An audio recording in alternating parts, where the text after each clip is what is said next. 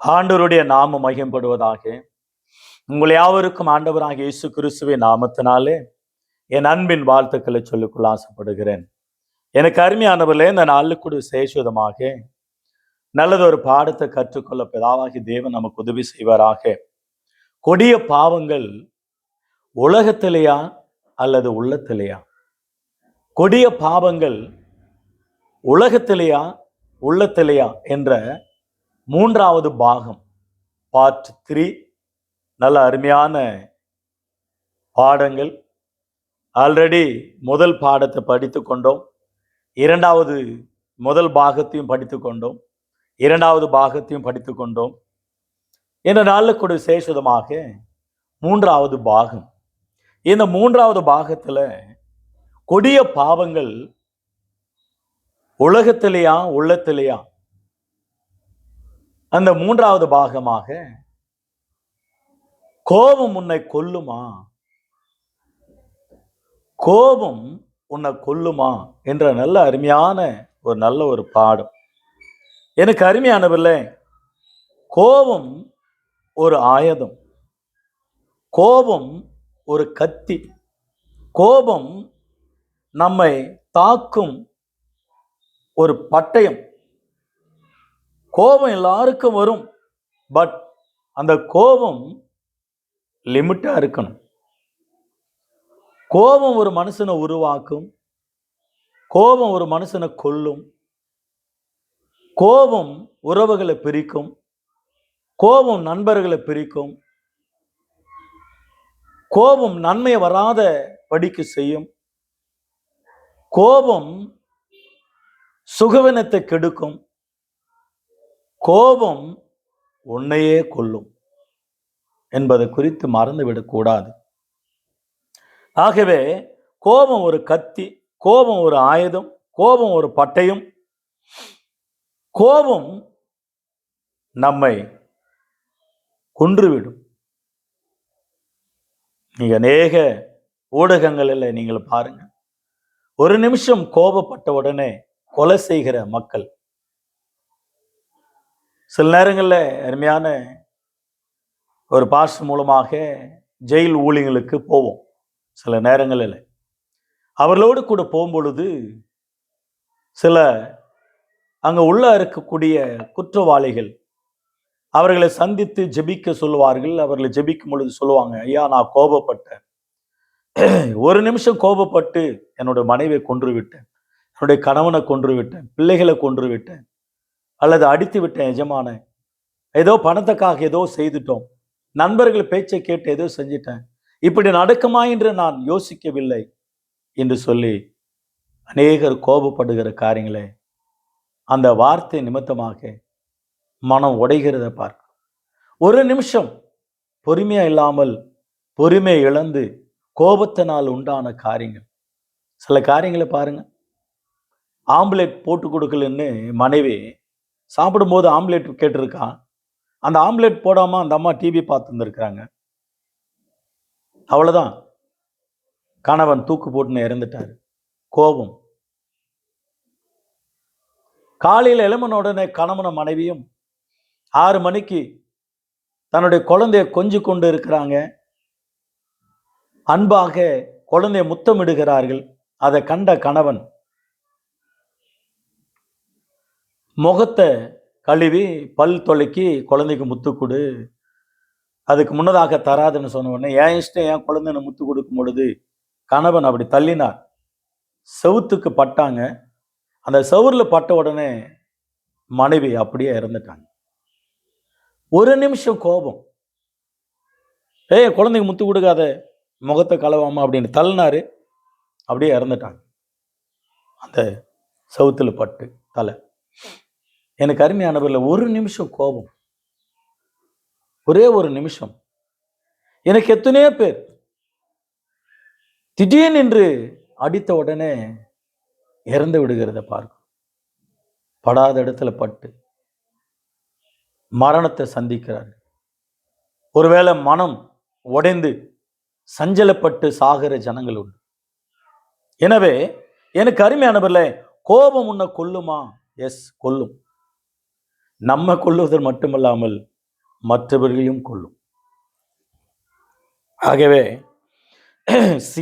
சங்கீதங்களின் புஸ்தகம், சங்கீதம், த புக் ஆஃப் சாம்ஸ், சங்கீதம் 37 சங்கீதம் வசனம் 8 வசனத்தை வாசிப்போம். சங்கீதம் 37:8, சங்கீதம் 37:8, கோபத்தை நிகழ்ந்து உக்கிரத்தை விட்டுவிடு, பொல்லாப்பு செய்ய ஏதுவான எரிச்சல் உனக்கு வேண்டாம்.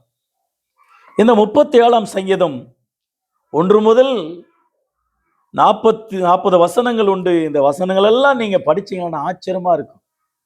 தேவன் உன்னை பூமியில உயர்த்துவார், உன்னை ஆசீர்வதிப்பார், நீ நல்லா இருப்பா.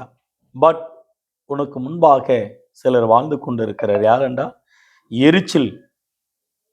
எரிச்சல் அடையாத, போராமை கொள்ளாத.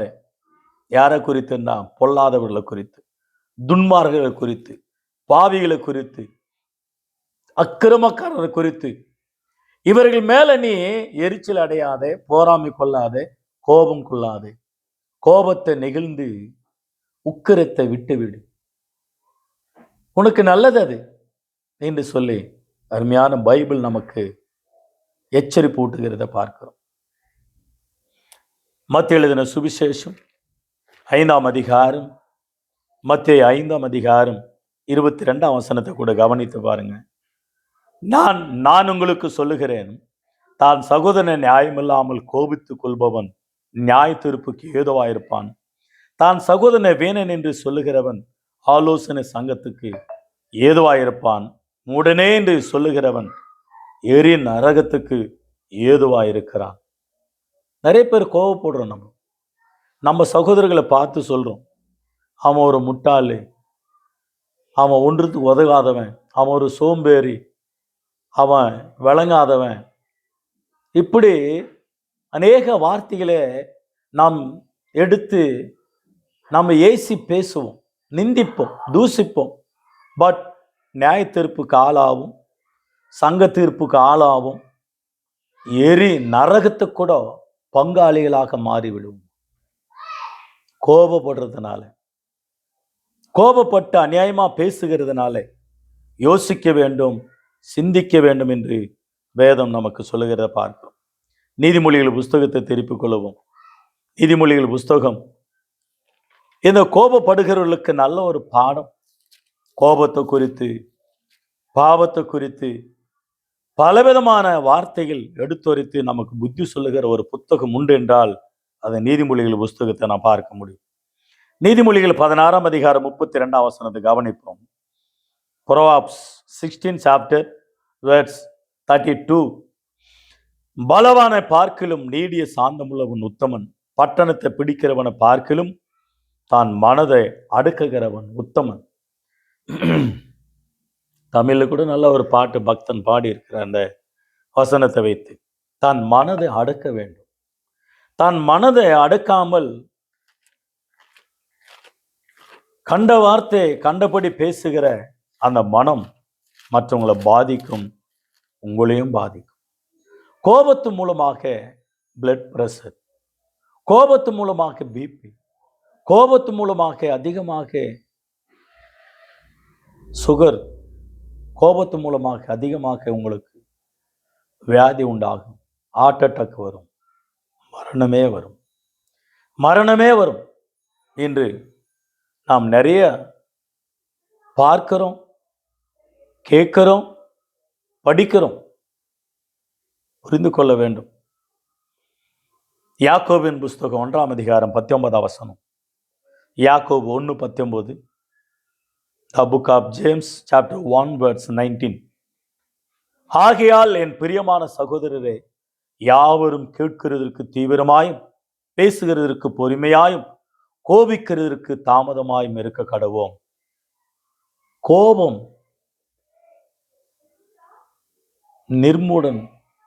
நிர்மூலமாக்கும். கோபிக்கிறதுக்கு தாமதமா இருங்க. 3 காரியங்கள். கேட்கறதுக்கு நம்ம தீவிரமா இருக்கணும், பேசுறதுக்கு கொஞ்சம் பொறுமையா இருக்கணும். எதிர என்ன பேசுறாங்க எல்லாத்தையும் கேட்டுட்டு பதில் கொடுக்கும். சில பேர் பாருங்க, பேசும்போதே குறுக்க வந்து பேசுவான். அப்போ குறுக்க வந்து பேசுகிறவனுக்கு ரொம்ப டிஸ்டர்பாக இருக்கும், கோபம் வரும். அந்த நேரத்தில் என்ன மேட்ரு பேசுகிறாங்கன்னு மறந்துடுவாங்க, டென்ஷன் வரும். பேசுகிறதற்கு பொறுமையாயும் கோபிக்கிறதற்கு தாமதமாயும். ஏன் கோபம்? ரீசன் இருக்கணும். அந்த கோபத்து மூலமாக அவங்க திருந்தணும். அந்த கோபத்தினால ஒரு பாடத்தை கற்றுக் கொடுக்கணும். அந்த கோபத்தினால நம்மை நாம் மாய்த்து கொள்ளக்கூடாது, மற்றவர்களும் தொலைத்து போகக்கூடாது, தொலைத்து கொள்ளக்கூடாது. உன் கோபத்தினால தொலைந்து போவார்கள்.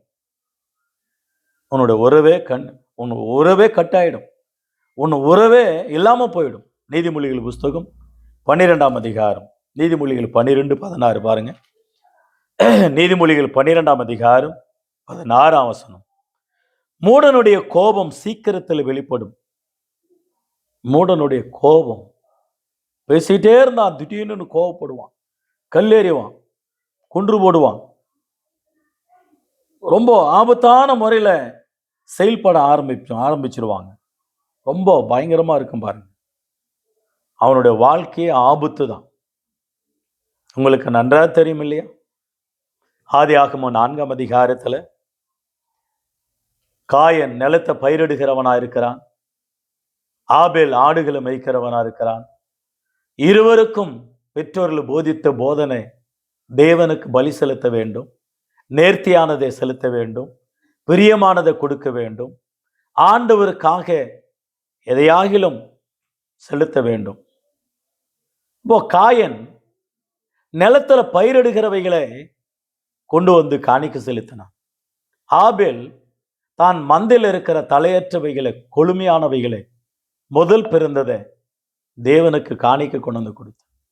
கர்த்தர் காயனையும் அவன் காணிக்கும் அங்கீகரிக்கவில்லை, தேவன் ஆபேலையும் அவன் காணிக்கும் அங்கீகரித்தார். எபிரேயர் 11ஆம் அதிகாரம் 4ஆம் வசனத்துல வாசிக்கிறோம். ஆதியாகமம் 4ஆம் அதிகாரம் 1 முதல் 10 வசனங்களை வாசிக்கிறோம்.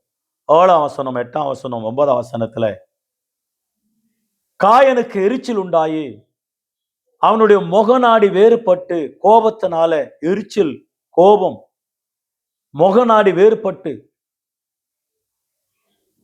தன்னுடைய சகோதரனாகிய ஆபேலை கொலை செய்கிறத பார்க்கிறோம். உலகத்திலேயே முதல் கொலை, உலகத்திலே முதல் சண்டை, சகோதரர்களுடைய சண்டை,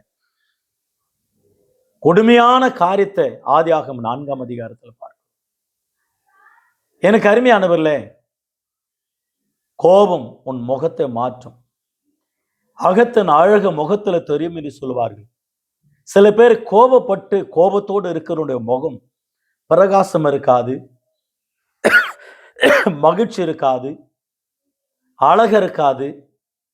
அவங்க முகத்தை பார்க்கும் பொழுது ஒரு புன்னகை தெரியாது.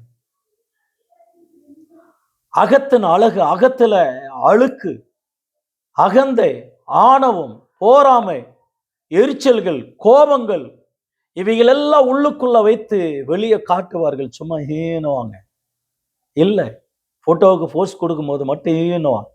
அதுக்கடுத்து நான் முகத்தை பார்த்த கோரமா இருக்கும். ஒரு ஊழியர் இப்படியா கேட்டார் ஒரு கூட்டத்துல, நீங்க எத்தனை பேர் பிசாசை பார்க்க விரும்புகிறீங்க கேட்டார். நிறைய பேர் கை தூக்கினாங்க. நானும் யோசித்தேன், ஏதோ ஒண்ணு போடு போறாரு அப்படின்னு. அப்படியாகவே இருந்தது அது. அவர் சொன்னாரு ஒரு வார்த்தை, பிசாசை பார்க்க ஆசைப்படுறவங்க எல்லாம் கை தூக்குன்னு சொன்ன எல்லாரும் கை தூக்கினாங்க. திடீர்னு நீங்க கோபம் பட போறது, கோபம் உங்களுக்கு எப்பொழுதுதான் வருகிறதோ நீங்க கண்ணாடியை பாருங்க, பிசாசு தெரியும். உண்மைதான். நீங்க கோபப்படும் போது பாருங்க உங்க முகத்தை, அல்லது நீங்க வீடியோவில் பாருங்க, இல்லைன்னா அந்த ஊடகங்களை பாருங்க, கோபப்பட்டவங்களோட முகம் மாறும், அகோரமா மாறும். பிசாசு அவனுக்குள்ள இருந்து மாத்துவான். அவனோட முகம் புன்னகை இருக்காது, அகத்தின் அழகு முகத்துல தெரிந்துவிடும். காயன் தன் சகோதரனாகிய ஆபேலை கொல்வதற்கு காரணம் எரிச்சல், போராமை, கோபம். காரணம் ஆண்டவர் அவன் அங்கீகரித்தான். கோபம் உன்னை கொல்லும். கோபம் மற்றவங்களை கொலை செய்யும். காயன் ஆண்டவருடைய ஆக்கினைக்கு உட்பட்டான். ஆண்டவருடைய சாபத்துக்கு உட்பட்டான். கோபம் உன்னை கொல்லும். யோபு புஸ்தகம் 5ஆம் அதிகாரம் 2ஆம் வசனம். யோபு 5ஆம் அதிகாரம் 2ஆம் வசனம். கோபம் நிர்மூடனை கொல்லும், போராமை புத்தில்லாதவனை அதம் பண்ணும். கோபம் நிர்மூடனை கொல்லும். உன்னையும் கொல்லும், மற்றவங்களையும் கொல்லும். கோபத்தினால் வருகிற கொலைகள், குடும்பங்கள், பிரிவுகள், கசப்புகள். தூக்கம் வராது கோபம் வந்தா. டென்ஷன் மேல டென்ஷன். அந்த தூக்கம் வராததுனால பலவிதமான வியாதிகள். துப்பாக்கியில் ஒரு குண்டு வைத்தது போல இருக்கும். எந்த நேரத்தில் எப்படி வெடிக்குதுன்னே தெரியாது. குடும்பமே பிரியும், பகைகள் வரும், கசப்புகள் வரும், வேதனைகள் வரும். ஒரு மாற்றமும் காண முடியாது கோபத்தினால. ஆகையினால உன் கோபம் உன்னை கொல்லும். உலகத்திலேயா உள்ளத்திலேயா? உன் உள்ளத்துல, அகத்தின் அழுகு முகத்துல தெரியும். யோபு 18ஆம் அதிகாரம், யோபு புஸ்தகம் 18ஆம் அதிகாரம் 4ஆம் வசனம், 18:4. கோபத்தினால் உம்மை தாமே பீறுகிறது, உமது நிமித்தம் பூமி பாழாக போகுமோ. கண்மலை தன்னிடத்தை விட்டு பேருமோ. கோபத்தினால உம்மை தானே பீறுகிறாய். கோபத்தினால உனக்கே அழிவு உண்டாக்குகிறாய். கோபம் உன்னை கொல்லும். உன்னையே கொல்லும், மற்றவங்களையும் கொல்லும். யோவான் எழுதின சுவிசேஷம் 18ஆம் அதிகாரம். ஆண்டவராகிய இயேசு கிறிஸ்து இந்த உலகத்தில் வந்து ஊழியம் செய்த பிற்பாடு அவர் கடைசியில இந்த கெத்செமனே தோட்டத்தில் ஜெபிக்கும் பொழுது யூதாஸ் அவரை காட்டி கொடுக்கிறான். நிறைய பேர் அவரை தேடிக்கொண்டு இருக்கிற நேரத்தில் கெத்செமனே தோட்டத்தில் அகப்படுகிறார். அப்பொழுது அதிகாரிகள் அவரை கைது செய்கிறார்கள். அப்பொழுது கோபப்பட்டு பேதுரானவர் செய்கிற காரியத்தை பாருங்களா, 10ஆம் வசனம். அப்பொழுது சீமோன் பேதுரு தன்னிடத்தில் இருக்கிற பட்டயத்தை உருவி பிரதான ஆசாரியனுடைய வேலைக்காரனுடைய வலது காதார வெட்டினான். அந்த வேலைக்காரனுக்கு மல்குஸ் என்று பேர். ஆண்டவரே கோபப்பட வேண்டும். அவரிடத்தில் இருக்கிறவர் இவரு கோபப்படுகிறார். மல்குஸ் காதை வெட்டிட்டார், ஆசாரியனுடைய வேலைக்காரனுடைய காதை. எனவே ஆண்டவர் சொன்னார், பட்டயத்தை எடுக்காதப்பா, பட்டயத்தை எடுக்கிறவன் பட்டயத்தினாலே மாண்டு போவான். ஆகையினால பக்தி வைராக்கியம் பேதுருக்கு. ஆனா உன் பக்தி வைராக்கியம் கோபத்துல காட்டக்கூடாது. ஆண்டவருக்காக நன்மையில காட்ட வேண்டும். நன்மை செய், ஜெபம் பண்ணு, பிரசங்கம் பண்ணு, நல்ல வார்த்தை சொல்லு, நல்லதை பேசு, நல்லதை சொல்லு. அந்ததான் நன்மையை காட்டுமா தவிர கோபத்தை கொண்டு போயிட்டு தீமையில காட்டக்கூடாது. மத்தேயு 8ஆம் அதிகாரம் 26ஆம் வசனம் பாருங்க. மத்தேயு எழுதின சுவிசேஷம் 8ஆம் அதிகாரம் 26ஆம் வசனம். அதற்கு அவர், அற்ப விசுவாசிகளை ஏன் பயப்படுகிறீர்கள் என்று சொல்லி அழுத காற்றையும் கடலையும் அதட்டினார். உடனே மிகுந்த அமைதியில் உண்டாயிற்று. ஆண்டவர் கோபம் வந்தா எல்லாத்தையும் அடுக்குவார். உனக்கு கோபம் வந்தா யாரை அடுக்குவார்? உன்னையே நீ அடக்கணும். ஆண்டவருடைய கோபம் ஒரே ஒரு நிமிஷம். அவர் நீடிய பொறுமை வாழ்நாள். அதான் சங்கீதத்தில் வாசிக்கிறோம் இல்லையா? 37ஆம் சங்கீதத்தில் கூட, சங்கீதம் 37ஆம் சங்கீதம் 8ஆம் வசனத்தில் வாசித்தோம் இல்லைங்களா? அற்புதமான ஒரு வார்த்தை. 37ஆம் சங்கீதம் 8ஆம் வசனத்தில் கோபத்தை நெகிழ்ந்து உக்கரித்து விட்டு. ஆண்டவருடைய கோபம் கூட ஒரு நிமிஷம் தான். பைபிள் அதுதான் சொல்லுது. அவர் சொல்ல ஆகும், அவர் கட்டளையிட நிற்கும், அவர் வார்த்தையில வல்லம் உண்டு. அவர் வார்த்தையில மகிழ்ச்சி உண்டு. சங்கீதம் 30 சங்கீதம் 5 அவருடைய கோபம் ஒரு நிமிஷம், அவருடைய தயவோ நீடிய வாழ். சாயங்காலத்தில் அழுகையும் தங்கும், விடிர் காலத்துல களிப்பு உண்டாகும். கோபம் ஒரு நிமிஷம் தான், ஒரே ஒரு நிமிஷம் தான். ஆனா அவருடைய தயவு, இரக்கம் நீடிய வாழ். பிரசங்கின் புஸ்தகம் 7 பிரசங்கி 7:9 பாருங்க. உன் மனதில் சீக்கிரமாய் கோபம் கொள்ளாதே, மூடரின் நெஞ்சிலே கோபம் குடிகொண்டு இருக்குமா. கொடிய பாவங்கள், கொடிய பாவம் கோபம். மத்தேயு 5 மத்தேயு 5 21 22 பாருங்க. உங்களுக்கு அழகா ஃபர்ஸ்ட் நம்ம பார்த்தோம் இல்லைங்களா. மத்தேயு 5 21 22 கொலை செய்யாதிருப்பாயாக என்பதும், கொலை செய்கிறவன் நியாய தீர்ப்புக்கு ஏதுவாயிருப்பான் என்பதும் பூர்வத்தாருக்கு சொல்லப்பட்டது என்று கேள்விப்பட்டு இருக்கிறீர்கள். கொலை செஞ்சாதான், கத்தியால குத்துனாதான் கொலை பழைய ஏற்பாட்டுல. புதிய ஏற்பாட்டுல உன் சகோதரனை மூடனேன்னு சொன்னாலும், நீ கோபப்பட்டு பேசினாலும், நிந்தித்தாலும், தூசித்தாலும், அவமானப்படுத்தினாலும், அவனுக்கு விரோதமாக வார்த்தைகளை சொன்னாலும் நீ கொலை செஞ்சாயிற்று, கொலைகாரன். அன்பு கூறாவிட்டாலும் கொலைகாரன், அன்பு செலுத்தாவிட்டாலும் கொலைகாரன். நம்ம அன்பு செலுத்தினாலும் மற்றவங்களை அன்பு செலுத்தாவிட்டாலும் பரவாயில்ல, நீ அன்பாயிரு, அன்பு செலுத்து. ஆண்டவருக்கு மகிமுண்டாகட்டும். மத்தேயு 5 சாந்த குணமுள்ளவர்கள் பாக்கியவான்கள், அவர்கள் பூமியை சுதந்தித்துக் கொள்வார்கள்.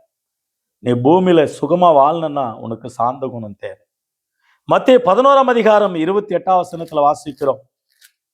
வருத்தப்பட்டு பாரம் சுமக்கிறவங்க வாங்கன்னு சொல்லி அழைத்தார் ஆண்டவர்.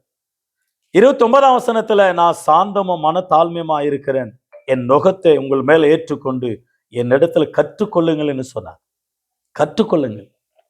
யாராண்ட கற்றுனா சாந்தம் உள்ளவர், சாந்த சொரூபி, உலகத்தை உண்டாக்கினவர், நம்ம உண்டாக்கினவர், நம்ம படித்தவர். அவர் சொல்லுகிற வார்த்தை. சங்கீதம் 4:4 வாசிக்கிறோம். சங்கீதம் 4 நீங்கள் கோபம் கொண்டாலும் பாவம் செய்யாதிருங்கள், உங்கள் படுக்கையில உங்கள் இருதயத்தில் பேசிக்கொண்டு அமர்ந்திருங்கள். எபேசியர் 4:26 எபேசியர் 4:26 நீங்க கோபம் கொண்டாலும் பாவம் செய்யாதிருங்கள், உங்க படுக்கையில நீங்கள் அமர்ந்திருங்கள், சூரியன் அஸ்தமிக்கிறதுக்குள்ளே உங்கள் கோபம் தனியே கடவுது. 27 பிசாசுக்கு இடம் கூடாதிருங்கள் என்று சொல்லப்படுது. எனக்கு அருமையானவர்களே, இன்றைக்கு அநேகர் கணவன் மனைவியில் சண்டை போட்டுப்பாங்க, சாயந்தரத்துக்குள்ள ஒன்னாயிடுவாங்க. எனக்கு தெரிஞ்ச ஒரு பிரதர் இருக்கிறாரு, பிரச்சனை உண்டாகும், ஆனா திடீர்னு பேசுவார். அந்த அம்மா பேச மாட்டாங்க, சொல்லுவாரு, இன்னைக்கு தானே பிரச்சனை ஆச்சு, இப்ப ஏன் பேசாத இருக்கிற, இன்னைக்கு பேசலனாலும் நாளைக்கு பேசுவதானே என்னண்ட, அப்ப இப்பே பேசுரு.